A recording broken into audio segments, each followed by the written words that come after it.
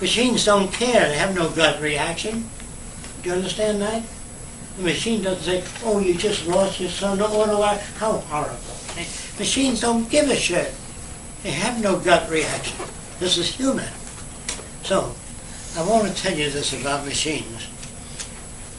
Machines today, airplanes, can move 3,000 miles an hour, some 2,000 miles an hour. You can't see an enemy coming anymore. So the Army Air Force, has a radar scope, and the radar's out there, and there's a little dot shows you that that plane will be within that range within the next 37 seconds. Because no human can do that. So they assign decision-making to machines. If you don't understand that, a pilot, when I was a kid, used to look out of the airplane and say, I'm about a mile high. Now they have Doppler radar.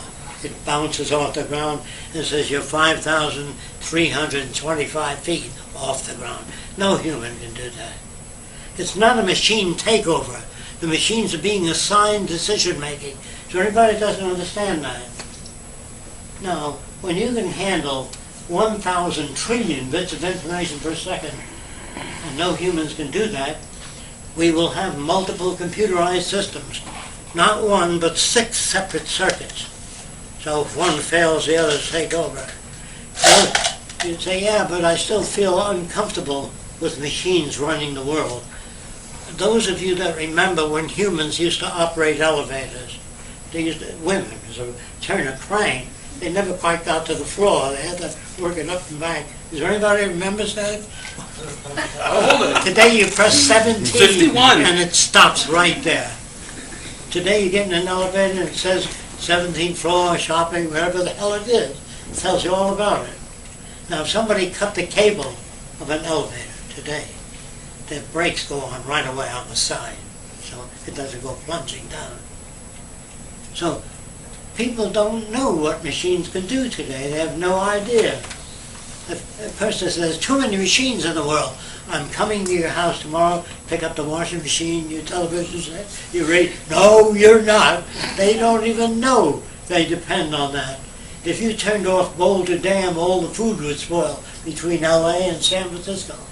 They have no idea. You're alive because of machines, not because some senator did something. There's nothing they can do.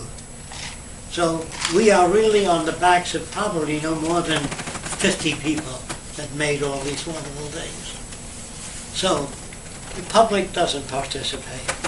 And if you turn science loose and don't have them digging up nickels and dimes for heart disease, cystic fibrosis, they go on digging up nickels and dimes. We got all the goddamn stuff out there. Let's move toward a resource-based economy. Here's what that means. If you're stranded on an island, you say you're on a ship and it sank, and he has $2 million, you have $5 million, she has diamonds, gold, all on an island. The island has no water, no arable land, and no fish. You have nothing. Do you understand? Money is nothing. It's resources that count. So, we want to move toward a resource-based economy. Now, if the government prints a lot of money and hands it out, research labs will buy things. But we can give them whatever the hell they need. What do you need? An electron microscope? How would you like 2 of them? So we give them whatever they need because we have the resources. The only thing that stops you is money.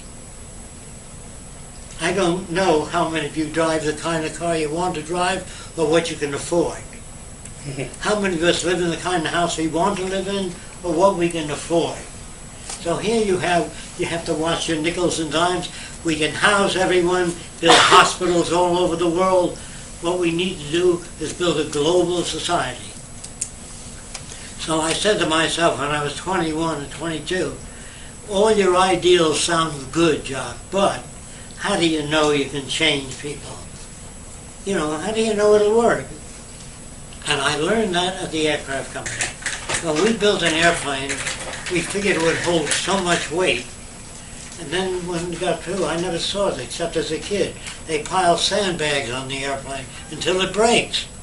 And they say it's right, the calculations are right. Then they also hoist the airplane up 30 feet in the air and cut the cable, and it, boom, falls up, and the landing gear holds up.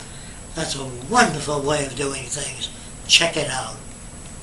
Even though your calculations say that it'll work, I like the scientific method, putting it to test. So I said, Jock, how do you know your society will work? Well, people screw that up and louse up that system. So I said, yes, you better check it out. So as a kid in Miami, I joined the Ku Klux Klan. I attended about 20 meetings, and I was well liked by the members. The guy in charge he's dead now. His name was Lou Merlin. I befriended him first. Took him to my lab, showed him a lot of stuff. He was very impressed. Then I took a gun and a mirror at 40 feet, split a cigarette near my, it wasn't lit, my little girl's mouth. Back over with a gun and a mirror. This impressed him. He said, you got to come on down, talk to our boys at the Klan meeting, Jock. You're the best shot I ever saw. But I wouldn't do that with my own kid, he said.